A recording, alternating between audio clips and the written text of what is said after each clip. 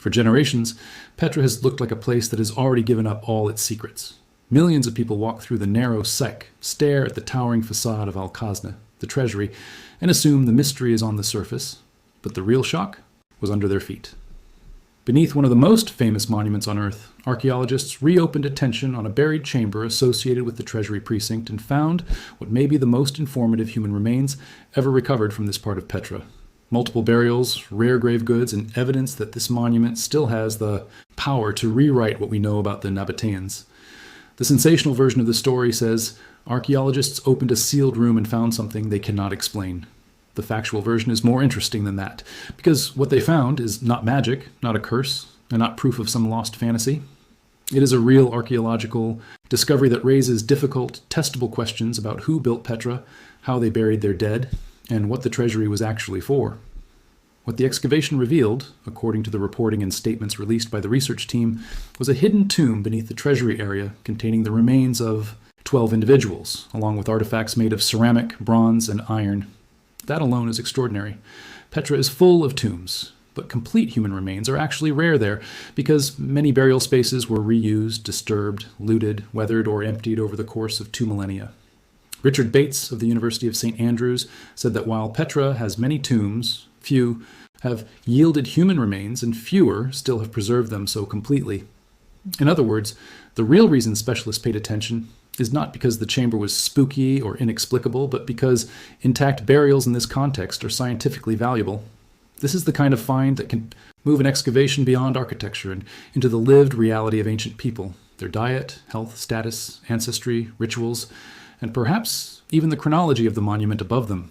To understand why that matters, you have to understand Petra itself. Petra was the capital of the Nabatean kingdom, a wealthy Arab polity that rose to prominence through trade. The Nabateans connected southern Arabia, the Mediterranean, and parts of Africa, and Asia through caravan routes that moved incense, spices, silk, and other high-value goods. Their wealth turned a desert landscape into a monumental city, carved into stone, supplied by sophisticated water systems, and filled with temples, uses, tombs, ceremonial spaces, and infrastructure. Petra was annexed by Rome in 106 AD, but long before that, it had already become one of the most remarkable urban centers in the region. National Geographic notes that Petra once housed tens of thousands of people and contains more to 600 stone facades. So when a new burial context appears beneath its most iconic structure, archaeologists are not just looking at bones in a chamber. They are looking at a direct path into one of the least fully understood societies of the ancient Near East. That last point is crucial. The Nabateans are famous, but they are not fully known. They left inscriptions, monuments, and material culture, yet they did not leave behind the kind of extensive historical self-documentation that would let modern historians reconstruct their worldview with confidence. Much of what survives about them in writing comes indirectly through Greek and Roman observers, scattered inscriptions, and later interpretation. As experts quoted by National Geographic and The Guardian explained, many of the biggest questions remain open: where exactly the Nabateans came from, how their society was organized, what they believed in detail about the afterlife, and how power, kinship, gender, and religion operated in their kingdom. That means every well-preserved tomb matters. A burial is not just a body in a hole, it is an archive of choices, where someone was placed, what was buried with them, how the chamber was built, whether the body was moved, whether relatives returned, and whether the tomb was designed for a single generation, or many. Then there is the treasury itself, the monument at the center of the story. Al-Khazna is Petra's celebrity facade, the image that appears in travel posters, documentaries, and films. It is world famous, but its precise original purpose is still debated. Some researchers believe it functioned as a mausoleum, while others have considered broader ceremonial or commemorative roles. The structure is monumental, theatrical, and symbolically powerful, but archaeology has never fully settled the question of when it was built, why it took this specific form, and exactly how the spaces beneath and around it related to the facade above. That is why Pierce Paul Kriesman of AQR emphasized that the excavation could shed light not only on the tomb itself, but on the treasury. If burials beneath the monument can be securely dated and connected to specific phases of construction, they may narrow the timeline for the building and clarify whether death, ancestor display, dynastic memory, or elite commemoration was central to its function. The modern rediscovery of the chamber did not happen because someone randomly smashed through a wall and stumbled into the unknown. It came through archaeological method. Researchers were granted permission to investigate beneath and around the treasury, and Richard Bates began with remote sensing, using ground-penetrating radar and electromagnetic conductivity survey. Those techniques help archaeologists detect subsurface anomalies without immediately disturbing the site. In this case, the scans suggested probable underground voids or chambers. Only after that non-invasive phase did excavation proceed, carried out by teams linked to Jordan's Department of Antiquities and ACOR. In a story often framed like an adventure movie, this part matters most. The chamber was not discovered by luck. It was found because archaeology combines technology, hypothesis, patience, and permission. Beneath a monument visited by enormous crowds every year, the science still worked. The rock, sediment, and buried spaces preserved signals that could be read before the first major digging began. Even so, one of the most important corrections to the viral version of this story is that the area was not completely unknown. ACOR later clarified that work around this tomb precinct had a longer history. Discoveries and investigations in 2003 and 2005 had already identified tombs associated with the treasury area, and the 2024 season should be understood as a continuation and expansion of previous archaeological work. Not a totally unforeseen revelation from nowhere. The Guardian underscored this point by quoting experts who argued that some of the media coverage exaggerated the novelty of the discovery. That does not make the 2024 excavation unimportant. It makes it more archaeologically honest. The real achievement was not the invention of a mystery, but the recovery of new data from a location that had long promised more than had yet been fully published or studied. In archaeology, continuity matters. A later excavation often becomes significant precisely because earlier hints, maps, and partial discoveries were finally followed up with better methods and renewed institutional support. When the chamber was excavated, the scale of the burial space became part of the story. NPR reported that Bates estimated the chamber at roughly 18 feet by 18 feet and about 9 feet tall. Preliminary dating placed it broadly between the 1st century BC and the 1st century AD, squarely within the Nabatean period. St. Andrews added that sediment and structural sampling helped place parts of the tomb's construction between the mid-1st century BC and early 2nd century AD. Those ranges matter because they overlap with the period when Petra was at or near its height and when elite monument building was transforming the site. If the chamber belongs to the earliest monumental phase of the treasury, it could anchor debates about when the facade above was carved. If it reflects a slightly later reuse, it still tells us who had access to burial beneath one of Petra's most prestigious spaces. Either way, it is not just a sealed room. It is a chronological problem waiting to be solved. The 12 individuals found in the chamber are perhaps the most important part of the entire discovery. In many famous archaeological stories, artifacts steal attention because they photograph well. But in scientific terms, the human remains are often the greater prize. Skeletons can reveal biological sex in some cases, approximate age at death, trauma, illness, nutritional stress, repetitive physical labor, dental wear, childhood hardship, and sometimes movement across landscapes through isotopic analysis. Teeth can preserve ancient DNA, when recoverable, can help with ancestry and kinship questions, although preservation in desert contexts is never guaranteed. A chamber with multiple relatively complete individuals creates the possibility of studying not just one person, but a burial group. Were these relatives? Was the tomb used all at once or over generations? Were these elite dead linked to the treasury above or a broader community buried in a prestigious zone? The chamber does not answer those questions yet, but it makes them answerable in a way that fragments never could. The associated grave goods add another layer. Reports described bronze, ceramic, and iron objects recovered with the burials. One skeleton was found clutching a ceramic vessel, an image that quickly spread around the world because it looked so cinematic. Josh Gates, whose Discovery Channel program documented the excavation, compared the vessel's appearance to the Holy Grail from Indiana Jones in The Last Crusade, a film that famously used Petra's treasury as a backdrop. It was an irresistible media moment, a famous fictional grail, a real ancient tomb, and an object held by the dead. But St. Andrews later noted that detailed examination suggested the vessel was the top part of a broken jug, likely dating to the 1st century BC. That is exactly the sort of thing archaeology does so well. It takes a dramatic first impression and subjects it to material analysis. The artifact did not become less interesting when the fantasy fell away. It became more useful. A broken jug can still date a burial, mark ritual practice, or reflect funerary offerings. And that is where the phrase, "they can't explain what was found," begins to break down. Archaeologists can explain what they found at the basic level. They found a Nabatean period tomb with human remains and grave goods beneath the treasury area. They can explain how they found it, describe the chamber, identify materials, and estimate a date range. What they cannot yet do is answer every larger question that the chamber raises. There is a difference between unexplained and not yet fully interpreted. The first implies something beyond current knowledge. The second is the normal condition of science. The mystery here is not that the discovery defies explanation, it is that the evidence has opened a set of deeper historical problems. Who these people were, why they were buried here, how the chamber relates to the monument above, and what this says about early Nabatean Petra. Those are not failures of explanation. They are the reason archaeology exists. Some researchers have already offered cautious interpretations. Tim Kinnaird of St. Andrews suggested the tomb may have been built as a mausoleum and crypt in the Nabatean kingdom, possibly at the beginning of the 1st century AD, and potentially linked to the reign of Aretas IV Philopatris, one of Petra's most significant rulers. That is an intriguing idea because Aretas IV oversaw a period of major Nabatean prosperity and monument building. But this should be treated as a working interpretation, not a settled fact. Archaeology advances by testing such proposals against dating evidence, architectural study, stratigraphy, artifact analysis, and comparison with other Nabatean contexts. The temptation after a major discovery is always to jump straight from find to conclusion. The better approach is to hold several explanations in view at once. If the tomb is linked to elite or dynastic burial, it could strengthen the case for the treasury as a funerary monument. If not, it may instead show that the treasury precinct was a prestigious burial zone used more broadly across Nabatean society. That distinction matters because Petra's tomb landscape is already extraordinarily rich. National Geographic notes that most of the surviving archaeological remains in Petra are tombs. Some are simple shaft burials carved into sandstone. Others are elaborate monumental facades. Funerary inscriptions from Petra and related Nabatean sites can specify who may be buried in a tomb and warn against violations. Archaeologists also have evidence for funerary feasting and complex ritual behavior connected to the dead.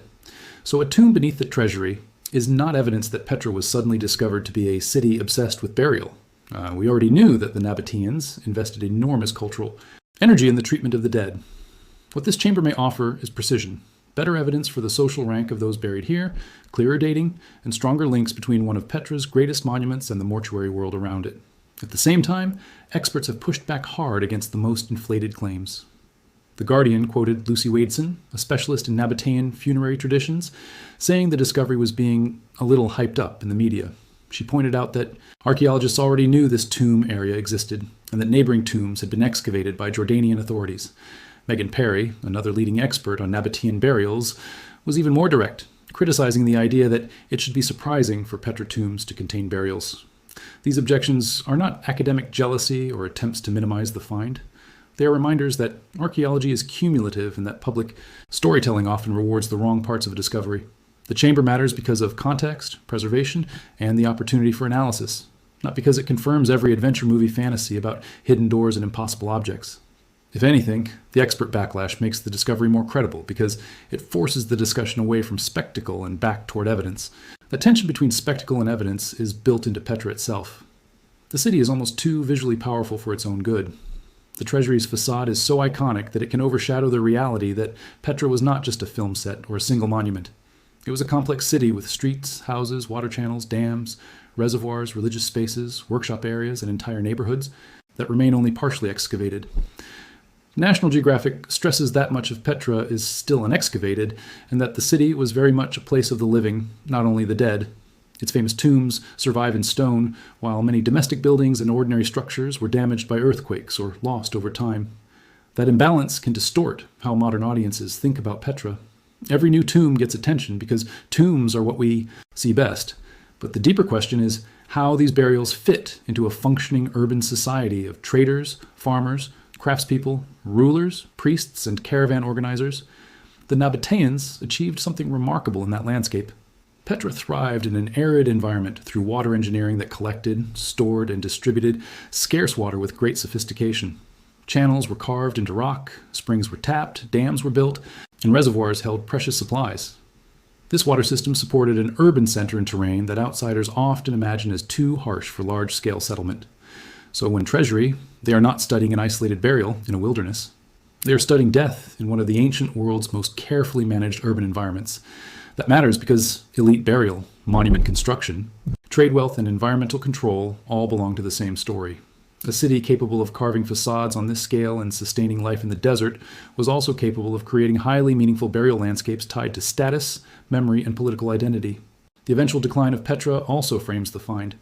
The city did not simply vanish overnight. Roman annexation in 106 AD altered its political role, and later earthquakes, especially the destructive event in 363 CE, damaged buildings and crucial water infrastructure.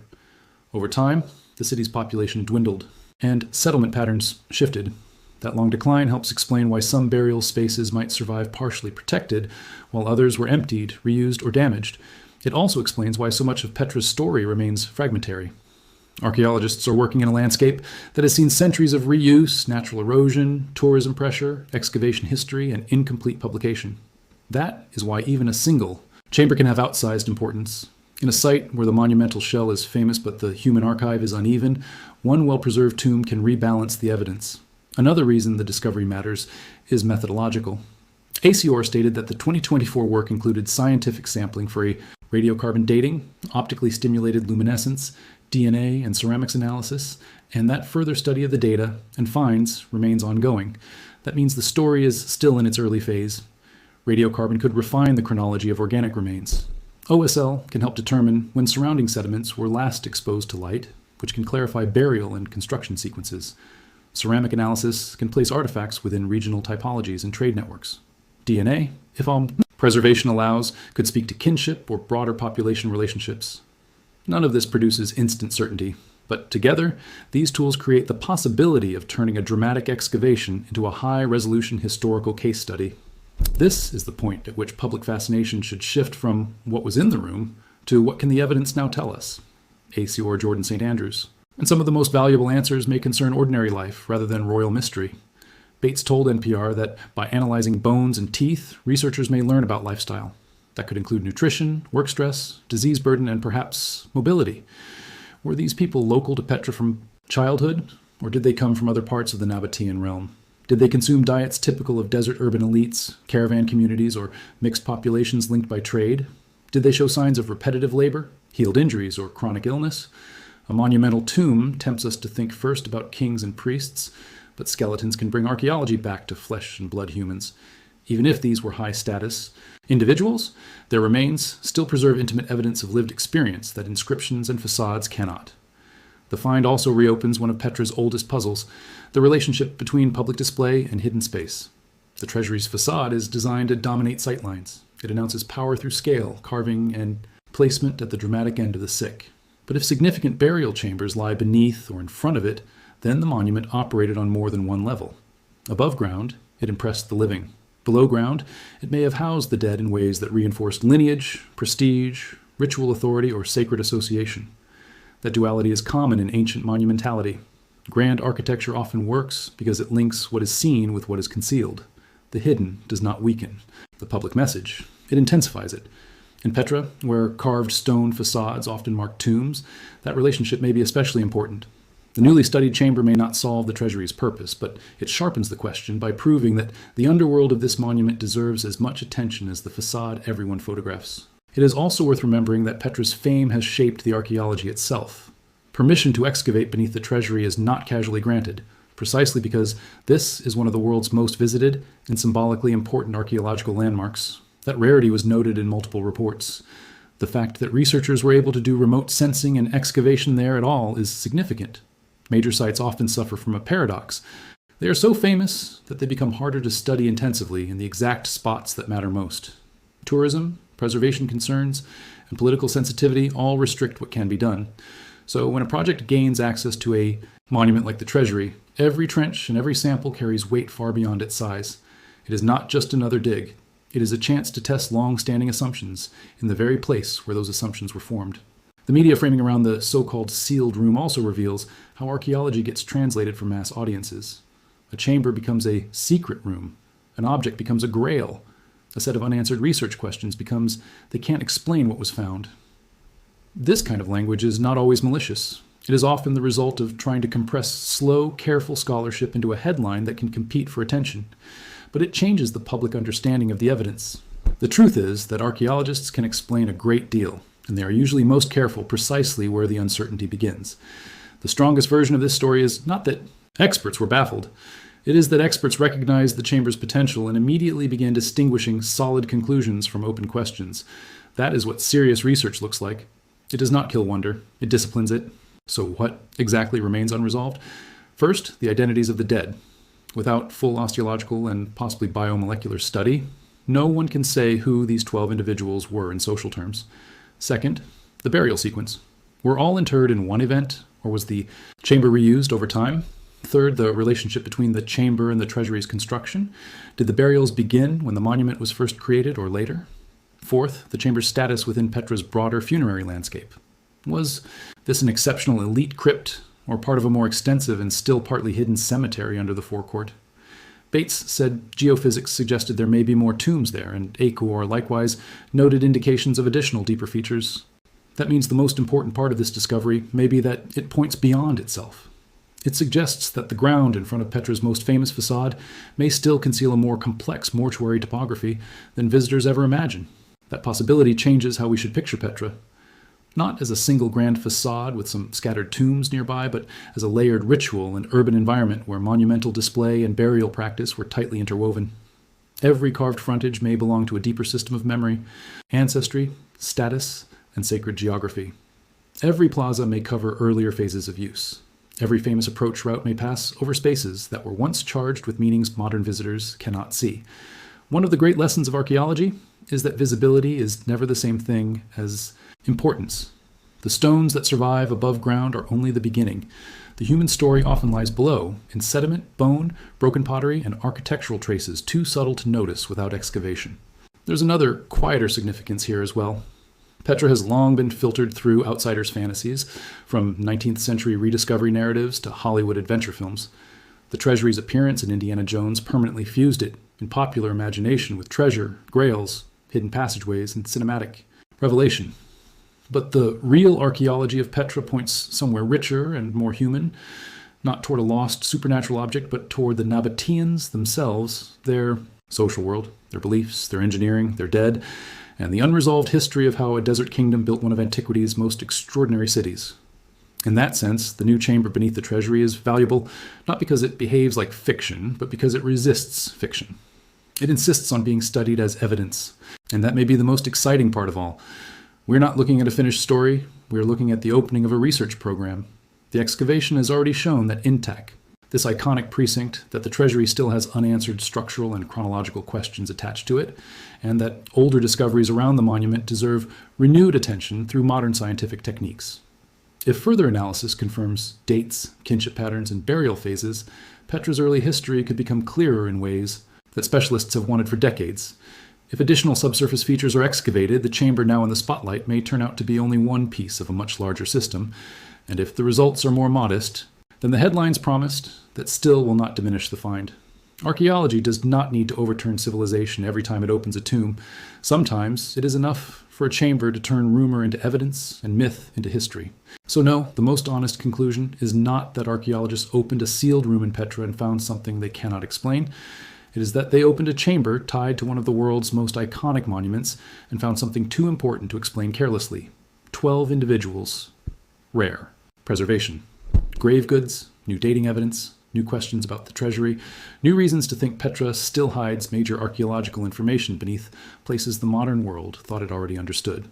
The discovery does not replace mystery with certainty. It replaces lazy mystery with disciplined curiosity, and in a site as famous as Petra, that is a revelation in its own right. If you want more deeply researched, evidence-based stories from archaeology, history, and ancient science-y, subscribe, leave a comment with the site you want covered next, and stay with this channel for the discoveries that are actually changing what we know about the past.